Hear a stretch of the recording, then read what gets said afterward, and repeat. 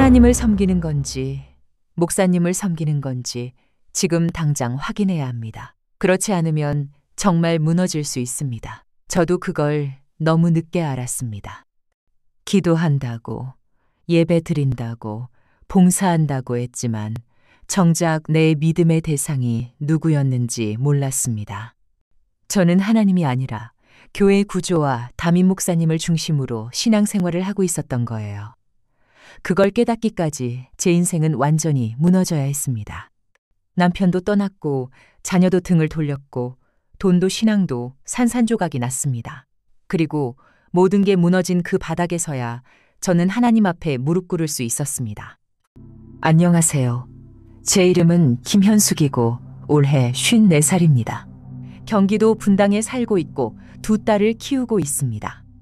저는 모태신앙으로 태어났고 어린 시절부터 교회는 제 삶의 중심이었어요. 기도회, 수련회, 주일학교 교사까지 늘 교회 안에서 자랐고 신앙은 당연한 것이었습니다.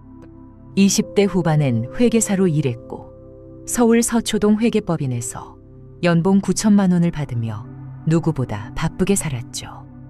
그러던 중 지금의 남편을 만나 결혼하게 되었고 직장을 내려놓고 전업주부가 되었습니다.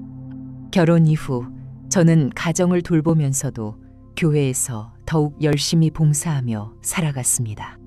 남편은 기독 출판사에서 일하던 작가였어요. 외유내강형의 조용하고 신중한 사람이었죠. 저는 늘 감정에 이끌리는 스타일이었지만 남편은 분석적이고 비판적인 면이 강했습니다. 예배는 꾸준히 참석했지만 설교가 끝나고 나면 꼭 무언가를 지적했습니다. 설교가 감정에 치우쳤다, 신학적 근거가 부족하다는 말을 들을 때면 저는 불편했습니다. 속으로는 영적으로 민감하지 못하네 라고 판단했고 오히려 더 열심히 봉사하고 목사님께 잘 보이려고 애썼습니다. 남편이 점점 교회에서 멀어질수록 저는 더 깊이 교회 안으로 들어갔습니다. 그게 신앙이라 믿었어요.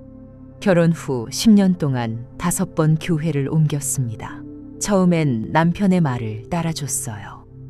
이 교회는 말씀 중심이 아니라는 말에 다른 교회로 옮겼고, 두 번째는 목사님이 너무 자기 간증에만 치우친다고 했고, 세 번째는 헌금을 강요한다. 네 번째는 인본주의다. 그렇게 5번째 교회에 이르렀을 땐 저도 지쳤습니다. 그런데 남편은 점점 더 과격해졌어요. 목사님에게 이메일로 설교 비평을 보내고 심지어는 직접 목양실에 찾아가 따지기까지 했습니다. 저는 그 모습이 너무 창피하고 두려웠습니다. 하지만 속으론 여전히 남편보다 목사님을 신뢰했고 남편 몰래 헌금을 하고 몰래 봉사에 나갔습니다. 점점 가정은 무너졌고 교회는 저의 도피처가 되어버렸습니다. 어느 날 목사님이 절 따로 부르셨습니다. 집사님처럼 신실하고 회계 경험 있는 분이 필요합니다. 이번 건축 헌금 관리와 회계 부탁드릴게요. 감격스러웠어요. 하나님이 나를 이렇게 쓰시는구나 싶었습니다. 그런데 며칠 뒤 목사님이 다시 조용히 말하셨습니다. 이건 그냥 서류상 형식입니다. 보증인 이름만 좀 빌려주세요. 책임은 없습니다. 저는 망설였지만 믿음이 앞섰습니다. 하나님을 위한 일이니까, 목사님 말씀이니까. 그래서 아무 생각 없이 사인했습니다. 그런데 반년 뒤 건축업체가 부도나면서 문제가 터졌습니다. 제가 연대 보증인으로 등록돼 있었고 9,800만 원의 채무가 저에게 떨어졌습니다. 저는 눈앞이 캄캄해졌습니다. 남편은 그날 밤 분노하며 소리쳤습니다. 지금도 네가 하나님을 믿는다고 생각해? 그 사람을 섬긴 거야. 남편의 말에 저는 아무 대꾸도 할 수 없었습니다. 차라리 소리치고 싶었지만 뱉을 말이 없었습니다.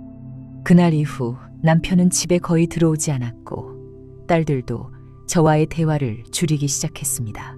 저는 억울했습니다. 하나님을 위한 일인데 왜 이런 일이 생긴 걸까? 분명히 나는 기도했고 말씀대로 살려고 했고 봉사도 열심히 했는데 하나님은 왜 나를 이리 내버려 두시는지 혼란스러웠습니다. 매일 밤 이불 속에서 울고 또 울었습니다. 그런데 이상하게도 회개가 되지 않았습니다. 그저 억울하다는 생각뿐이었습니다. 그때 저는 여전히 하나님이 아닌 사람을 중심에 두고 있었던 겁니다. 며칠 후 고등학생 큰딸이 저에게 말을 걸었습니다. 엄마, 진심으로 묻는데 엄마는 하나님을 믿는 거야? 아니면 목사님을 믿는 거야? 순간 온몸이 굳었습니다. 딸아이가 울며 말했습니다. 난 교회 안 다닐 거야. 엄마는 하나님 핑계로 가족을 다 무시했어. 아빠도 나도 우리 집도 다 무시했잖아. 그러고는 자기 방으로 들어가 문을 쾅 닫아버렸습니다. 그날 밤 저는 처음으로 완전히 무너졌습니다. 누구의 말도 듣고 싶지 않았고 누구에게도 얼굴을 들 수 없었습니다. 나는 엄마로서도 아내로서도 성도로서도 실패했구나 라는 절망감이 저를 집어삼켰습니다. 그때부터 저는 깊은 우울증에 빠졌습니다. 일어나기 싫고 밥도 먹기 싫고 아무 말도 하기 싫었습니다. 아침에 눈을 떠도 침대에서 움직이지 못하고 하루 종일 소파에 앉아 창밖만 바라보다가 해가 지곤 했습니다. 교회는 당연히 나가지 않았고 목사님 전화를 받아본 적도 없습니다. 핸드폰은 꺼놓고 지냈고 기도나 찬양은 더 이상 입에서 나오지 않았습니다. 성경책을 펼쳐도 글자가 익히지 않았고 하나님께 원망하는 생각만 가득했습니다. 이게 신앙의 결과라면 나 그냥 다 놓을래. 그런 생각뿐이었습니다. 그러던 어느 날 겨우 정신을 추스르고 장을 보기 위해 집 앞 마트에 다녀오는 길이었습니다. 지하철 입구 근처에서 찬양 소리가 들려왔습니다. 어느 작은 전도팀이 기타를 치며 찬송을 부르고 있었습니다. 주 하나님 독생자 예수. 그 한 소절이 들리는 순간 발이 멈췄습니다. 눈물이 터졌고 다리가 풀렸습니다. 숨을 크게 들이쉬며 간신히 택시를 잡아타고 예전 교회로 달려갔습니다. 문이 닫혀 있었지만 옆 새벽기도실 불이 켜져 있었습니다.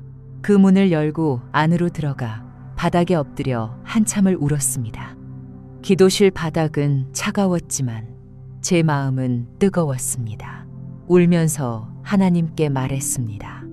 하나님, 저 너무 늦게 왔죠. 하나님, 제가 다 무너졌어요.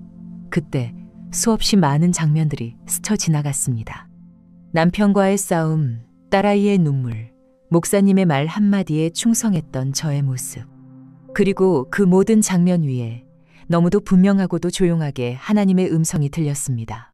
여전히 너를 사랑한다. 그 음성에 저는 또 한 번 울었습니다. 그리고 그제야 마음 깊숙한 곳에서 진짜 회개의 기도가 나왔습니다. 지금 돌아보면 하나님은 제 삶에 수없이 경고하셨어요. 남편을 통해, 상황을 통해, 자녀를 통해 말씀하셨지만 저는 끝까지 사람의 인정과 교회 시스템에 목숨을 걸고 있었습니다. 하나님은 기다리셨습니다. 제가 진심으로 무너져 하나님만 바라보게 되기를. 그분은 저를 책망하지 않으셨고 조용히 말씀하셨습니다. 이제 다시 나만 바라보렴. 그 한마디가 저를 다시 일으켜 세웠습니다. 그 후 저는 예전 지인의 소개로 작은 교회에 회계 일을 맡게 되었습니다. 돈은 많지 않지만 정직하게 일하며 차근차근 빚을 갚기 시작했어요. 카드를 자르고 생활비를 줄이고 외식도 줄였습니다. 남편과의 대화도 조금씩 이어지기 시작했고 딸아이도 학교 다녀오면 제게 먼저 말을 붙입니다. 예전처럼 화려한 삶은 아니지만 하나님 앞에서 정직하고 온전한 하루하루를 살고 있습니다.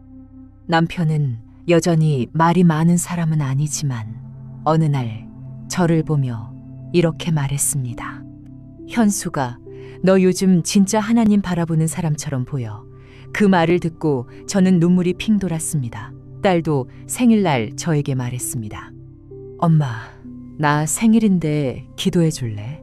그 말이 저에겐 천마디의 위로보다 깊었습니다. 우리는 아직 완벽하게 회복되진 않았지만 매일 조금씩 다시 가까워지고 있습니다.